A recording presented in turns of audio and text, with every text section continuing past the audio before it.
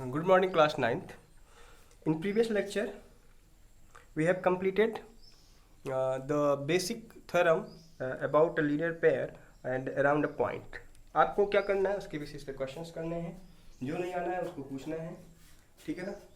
आज एक रिलेशन और मैं आपको बताने वाला हूँ. Vertically opposite angle. Vertical opposite angle. Vertical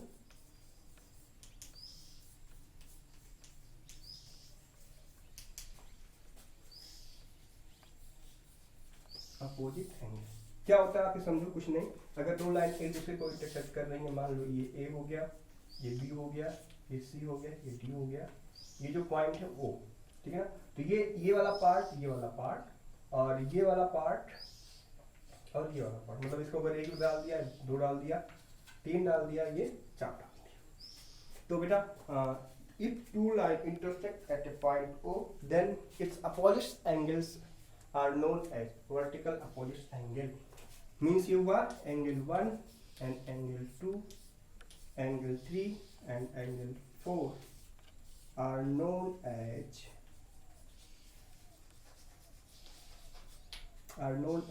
vertical opposites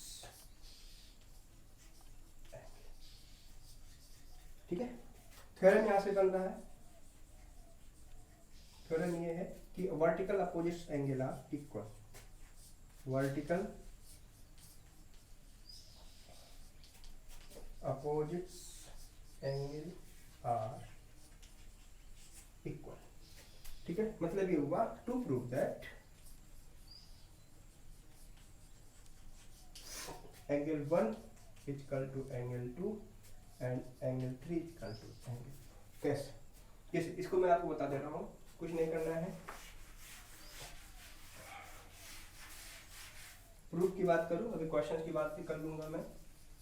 proof की बात करूं, देखो A B is a line. मतलब क्या हुआ, 1 + 4 क्या हो गया, 180 हुआ. एंगल 1 + 4 180. कहां से? By L P. ठीक है ना. बोलो ए बी लाइन है तो लाइन के अपोजिट साइड्स और वन साइड्स आल्सो. ठीक है ना. इधर भी 180 होगा और इधर भी 180 होगा. ठीक है ना. तो ये हो गया एंगल 1 + एंगल 4 180. ठीक है. अगेन देखो सी डी की बात करूं, CD की बात करूं तो angle 4 + angle 2 is equal to 180. Proving बहुत ही आसान है, बहुत ही आसान है. बस ये जानो कि जो अगर दो लाइन इंटरसेक्ट कर रहे हैं तो उनकी जो वर्टिकल अपोजिट एंगल है वो इक्वल होंगे. ठीक है. तो आप देखो यहाँ से 180 कैंसिल हो जाएगा. देखो राइट हैंड साइड इक्वल है तो लेफ्ट हैंड साइड इक्वल होगा. तो from first and second angle 1 + angle 4 is equal to angle 4 + angle होगा कि नहीं होगा. Because right hand side equal है तो लेफ्ट हैंड साइड इक्वल होगा. I am repeating, right hand side equal होगा तो लेफ्ट हैंड साइड भी इक्वल होंगे. तो आप देखो यहाँ से एंगल 4 से एंगल 4 कैंसिल हो जाएगा. Angle 1 is equal to angle 2. Similarly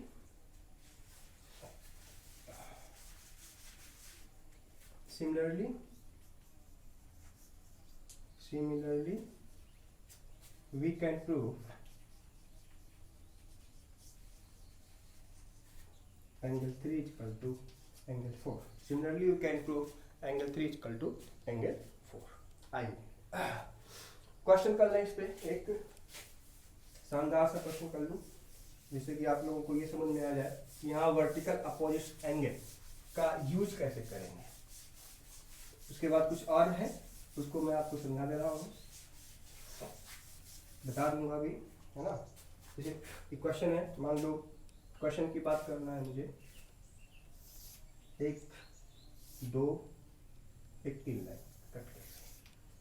ठीक है. ये हमारा x, ये हमारा y. ठीक है.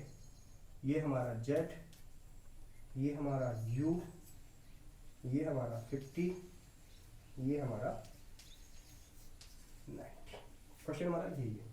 आप इसको देख लो, इसको ए बी मान लो, इसको आप सी डी मान लो, इसको आप ई एफ मान लो. ठीक है. क्या करना है, find X Y Z and E. देखिए अब इसके वर्टिकल अपोजिट एंगल की बात करूं तो देखो यहाँ पे एक तो ये हो गया, डार्क में देखो वर्टिकल दिख रहा है, मतलब ये हुआ u equal to Y equal to क्या हो गया 50, वर्टिकल अपोजिट दिख रहा है, ठीक है ना। दूसरा देख लो इसके वर्टिकल, एक वर्टिकल ये हो गया, एक वर्टिकल क्या हुआ ये, ठीक है। तो दूसरा क्या हुआ x इक्वल टू क्या हो गया u, ठीक। तीसरे की बात करो, देखो ये इसके इक्वल हुआ, मतलब z इक्वल टू क्या हो गया, बोलो z इक्वल टू क्या हो गया 90। अब हमारे पास क्या निकला, देखो x निकला, x इक्वल टू u, चलो कोई बात नहीं, y और z निकला, y और z निकला।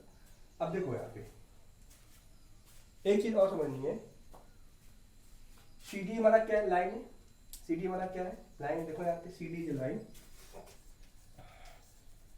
तो जो एंगल है उनका सम कितना होगा 180 होगा, 50 plus 90 plus x equal to क्या हो गया 180, x इक्वल टू क्या हो जाएगा 180 माइनस 140, x इक्वल टू क्या हुआ 40, x इक्वल टू 40 हुआ तो u इक्वल टू क्या होगा 40। तो इस प्रकार के क्वेश्चंस को आपको करने हैं। अब देखो x इक्वल टू क्या हुआ 40 हुआ, तो x इक्वल टू u है, तो u की वैल्यू भी 40 हो गई, y और z हम पहले से कैलकुलेट कर चुके हैं, ठीक है ना। तो इस तरह से जो है हम लोगों को क्वेश्चंस करने हैं, ठीक है ना, बस समझ गए। तो आज के लिए इतना ही रखो बच्चे ना, थोड़ी सी तबीयत डाउन है, उसके बाद फिर हम कल डिस्कस करेंगे, ठीक है ना। थैंक यू बेटा।